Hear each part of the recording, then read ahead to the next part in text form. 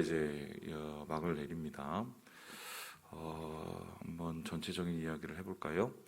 우리 룻기의 시작을 한번 기억해 봅시다. 룻기의 시작은 사사가 치리하던 때라는 말로 얘기가 끝납니다.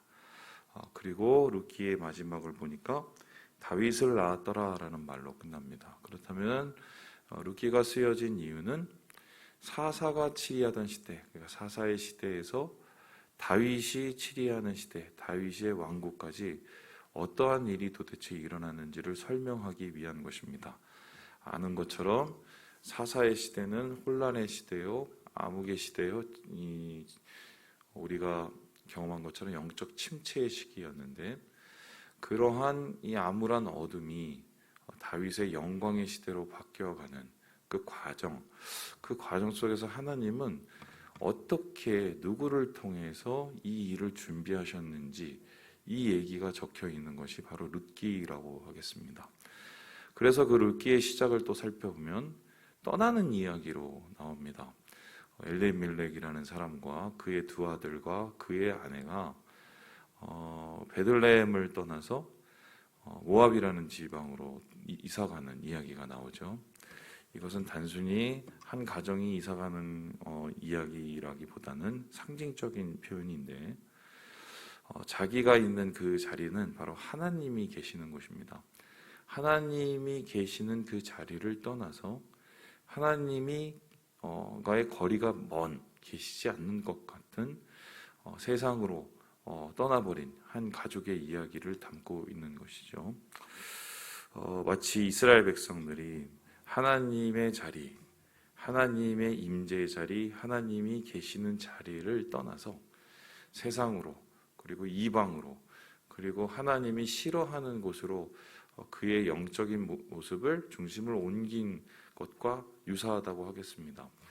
그랬더니 그 이야기의 결론이 어떻게 났습니까?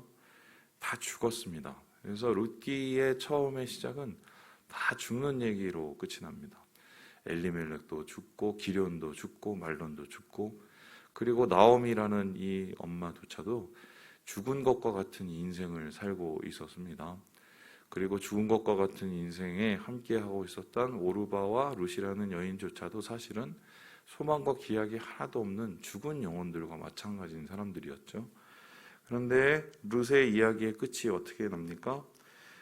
보시는 것처럼 18절에서 22절까지 얘기는 무엇을 낳았다, 태어났다 얘기로 끝납니다.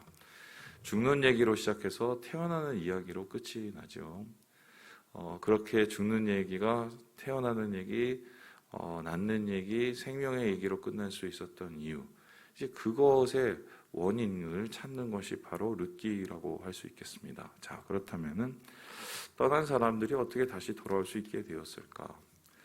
죽은 사람들이 어떻게 다시 살아가는 길을 얻을 수 있었을까?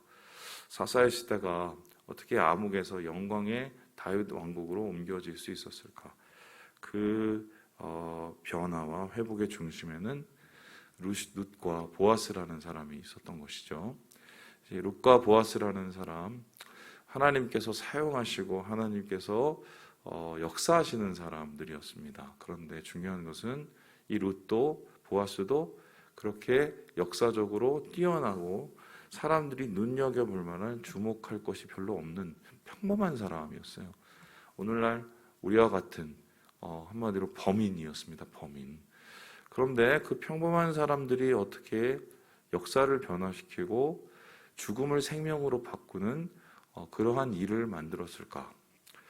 오늘날 우리가 살고 있는 이 세계에 죽는 얘기가 가득하고 또 안 된다는 얘기가 가득하는 이 세상에서 되는 얘기, 사는 얘기로 바꿀 수 있는 것은 바로 하나님의 일하심인데, 룻과 보아스와 같은 그런 평범한 자들을 통해서 주님께서 일하시거든요. 그렇다면은 하나님께서 그 평범한 자들을 통해서 일하시는 그 방법과 그 이유는 무엇입니까? 룻과 보아스에게 평범하지만 특별한 것이 있었기 때문이라고 할 수 있습니다. 그 평범하지만 특별한 것은 무엇이었습니까? 세상에 가는 길, 세상이 원하는 길, 세상이 다 하는 일을 하지 않았기 때문입니다. 오늘 우리가 말씀을 통해서 보는 보아스가 대표적인 경우를 보여주고 있는데요. 예, 우리 함께 우리 같이 한번 우리 8절의 말씀을 같이 읽어보도록 하겠습니다. 8절입니다. 시작. 이에 그 기업 물을 자가 보아스에게 이르되 내가 너를 위하여 사라 하고 그의 신을 벗는지라. 보아스가 스스로 고엘, 기업 물을 자가 됩니다. 이 기업 물을 자라는 것은 자기의 친족을 위해서 희생하면서 그 친족의 가족과 친족을 살리는 일을 담당하는 회복자의 역할들이죠. 그런데 그 회복자의 역할은 우리가 보았듯이 어떻습니까? 절대로 공짜로 얻어지는 게 아닙니다. 자기가 손해도 봐야 되고 희생도 해야 되고 헌신도 해야 되는 일입니다. 그러니까 세상의 사람들은 이런 기업 물을 자, 원래 기업 물을 자처럼 어떻게 됩니까? 그것을 포기합니다. 당장 먹고 살 게 눈앞에 있으니까 그렇죠. 기럝과 말론과 엘리멜렉이 세상을 향해서 떠났던 이유도 당장 눈앞에 있는 먹고 사는 일이 더 중요하게 보였기 때문입니다. 그런데 보아스의 특별함은 여기에서 빛나게 되는 거죠. 어떻게 했습니까? 분명히 그것은 계산하고 그건 여러 가지로 머리를 굴리면 절대로 해서는 안 될 일이었습니다. 자기한테 덕이 되는 일도 없고 득이 되는 것도 하나도 없는 일이었죠. 그런데 기럝과 말론은 그러한 세상의 것을 쫓아가고 이 기업모를 원래 이 사람도 자기의 눈앞의 것을 쫓아갔지만 보아스는 그러지 않았습니다. 손해를 봅니다. 헌신을 합니다. 그 헌신하고 손해를 보고 세상과 타협하지 않습니다. 이러한 특별한 일을 할 수 있었던 보아스의 이유는 그의 마음속에 하나님이 살아계신 것을 믿었고 하나님이 그의 살아계심을 믿고 믿음으로 살아가는 사람들에게 상 주시는 이심을 그가 확신했기 때문입니다. 그래서 그는 세상과 같은 길을 걷지 않고 하나님이 원하시는 길을 걸으려고 노력을 했습니다. 그 하나님이 원하시는 길을 걸으려고 했었을 때 그것이 성공하게 된다는 보장은 없었습니다. 그럼에도 불구하고 보아스가 그 길을 걸어갈 수 있었던 이유는 단 한 가지였습니다. 하나님이 원하시고 하나님이 기뻐하신다는 그 이유 때문이에요. 그래서 오늘 이 보아스의 모습이 이 평범한 사람이 특별한 사람이 될 수 있었던 것은 사실 백지장 한 장 차이죠. 그의 마음속에 하나님이 살아계신 것을 믿느냐, 주를 믿는 믿음으로 살아가기를 원하느냐, 이 한 장의 차이의 믿음이 전혀 다른 이야기, 전혀 새로운 이야기, 이 살리는 이야기를 만들어 가게 되는 거죠. 룻은 어떻습니까? 룻도 마찬가지 아니겠습니까? 예, 우리 함께 12절의 말씀을 같이 한번 읽어보도록 합시다. 12절입니다. 시작.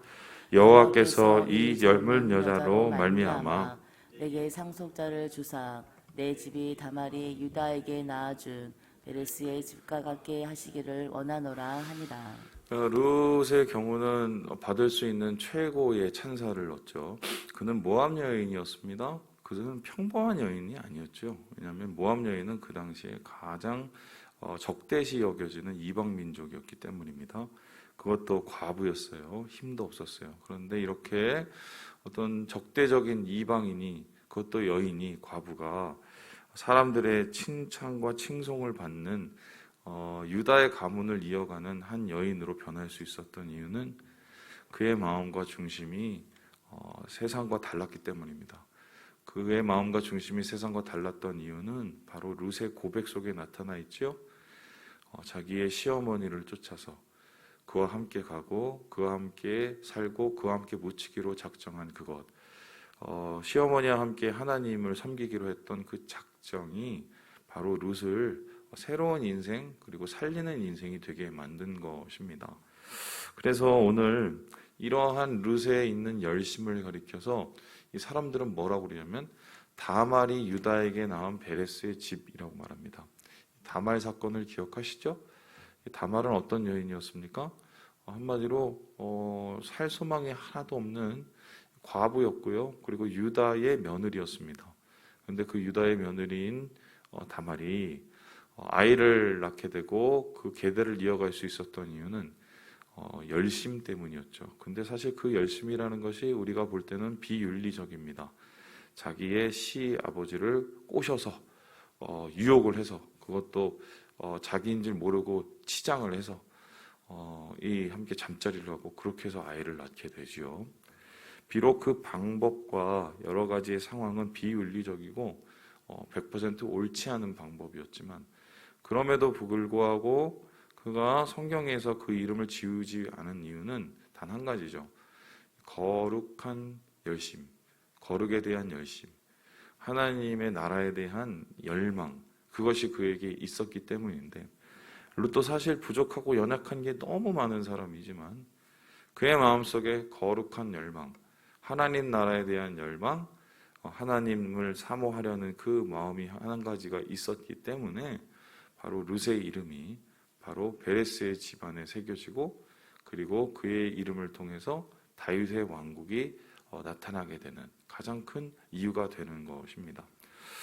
가끔 이제 가다 보면 이 성도들 중에 좀 비뚤어진 좀 열심이랄까요? 이런 분들이 있어요. 때로는 그래서 실수도 많고 여러 가지로 또 좌충우돌하는 경우가 많습니다. 그런데 그런 분들 중에 그 중심이 자기를 드러내기 위해서 그런 분들이면 얼마 가지 못해요. 밑바닥이 다 드러나죠. 그런데 그게 아니라 하나님 나라와 또 주님이 원하시는 것, 그리고 하나님의 은혜를 사모하는 그런 열심이라면 하나님이 그를 다듬으시고 고치시고 하나님이 원하시는 모습으로 만드십니다. 이 룻의 경우가 바로 그런 경우고, 여러분 잘 아시는 야곱의 경우도 바로 그런 경우고, 라합의 경우도 그런 경우고, 다말의 경우도 그런 경우죠. 하나님께서 그의 거룩한 열망을 보시고 그를 만들어 가시는 거죠. 그래서 룻은 이러한 하나님의 은혜로 말미암아 보아스를 만나게 되고 보아스를 통해서 새로운 인생을 살게 됩니다. 그렇게 해서 이 가정 속에서 새로운 일들이 나타나는데요. 우리 함께 15절의 말씀을 같이 한번 읽어봅시다. 15절입니다. 시작. 이는 내 생명의 회복자이며 내 노년의 봉양자라. 곧 너를 사랑하며 일곱 아들보다 귀한 내 며느리가 낳은 자로다 하니라. 이게 한마디로 이 나오미의 찬양으로 끝나는데요. 일단 그 주위에 있는 사람이 먼저 삽니다. 나오미, 모든 소망이 다 끊어질 것 같은 이 사람에게서 회복과 생명과 또한 하나님의 이 영광을 노래하는 일들이 나타나게 되는 거죠. 한 사람이 살아나면 그의 가정이 살아나요. 그리고 그의 가정이 살아나면 어떤 일이 일어납니까? 그가 살고 있는 공동체가 살아나게 되죠. 우리 함께 우리 17절의 말씀을 같이 한번 읽어봅시다. 17절입니다. 시작. 그의 이웃 여인들이 그에게 이름을 지어주되 나오미에게 아들이 태어났다 하여 그의 이름을 오벳이라 하였는데 그는 다윗의 아버지인 이새의 아버지였더라. 보시죠. 여기서 보는 것처럼 룻도 살고 룻의 가족인 나오미도 살고 나오미의 이웃인 그의 베들레헴도 살아나고 그리고 더불어서 유다 왕국이 태어나게 되죠. 이러한 모습을 보면은 한 사람의 신앙적인 결단과 또한 타협하지 않는 그의 중심이 얼만큼 귀중하고 소중한지, 하나님께서 이를 얼마나 바라보고 계시고 얼마나 원하고 계시는지를 볼 수 있는 장면입니다.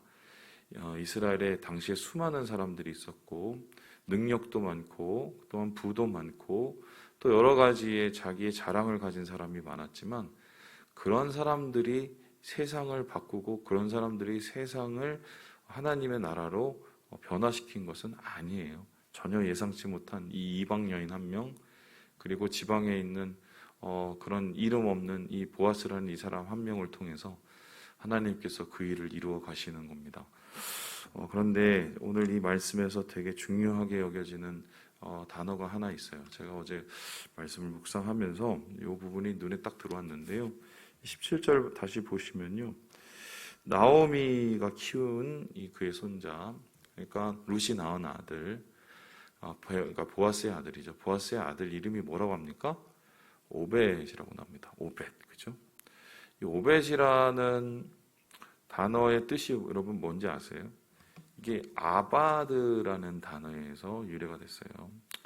아바드라는 단어가 이게 뭐냐면 예배하다입니다. 그래서 아바드의 명사가 오벳이고요. 그러면 오벳은 어떤 뜻이 되냐면 예배자가 됩니다. 이게 상징하는 바가 있죠. 룻과 보아스를 통해서 태어난 예배자. 그죠? 하나님께서 이 소시민과 같은 두 사람을 통해서 그들의 결단과 그들의 특별한 이 신앙을 통해 하나님께서 진짜 예배자를 이스라엘에 세우신 거죠. 이러한 예배자를 세우심을 통해서 이 예배자가 어떤 일이 일어납니까? 바로 다윗을 세우는, 그죠? 다윗이 어떤 사람이었습니까? 하나님을 예배하는 예배자였죠.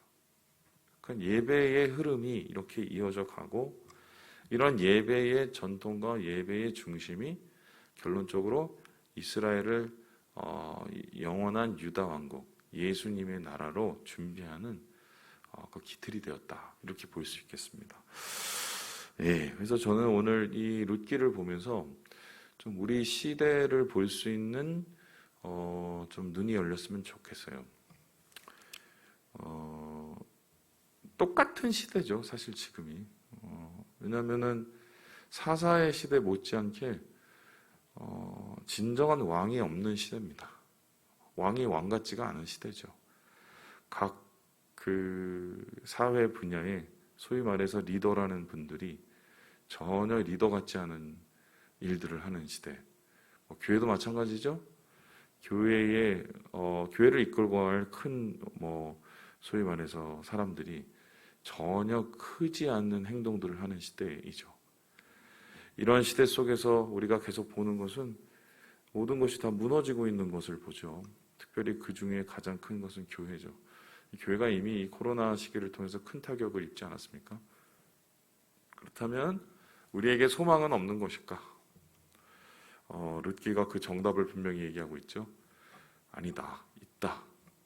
그 소망은 큰 인물에서 나오는 게 아니라 이러한 평범한 삶 속에서 주의 뜻을 이루고자 사는 이 거룩한 열망을 가진 자들을 통해서 하나님께서 그것을 이루어가고 계신다.